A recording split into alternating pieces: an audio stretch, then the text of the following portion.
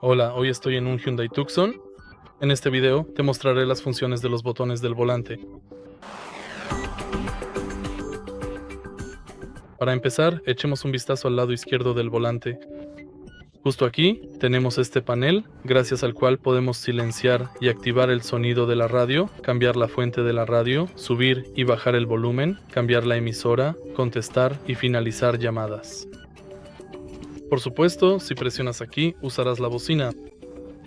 En el panel del lado derecho tenemos los botones con los que podemos navegar por la pantalla del cuadro de instrumentos y un panel con el que podemos activar el limitador de velocidad, el control de crucero y gestionarlos. Y básicamente eso es todo. Si este video te ha resultado útil, por favor deja un like, comenta y suscríbete.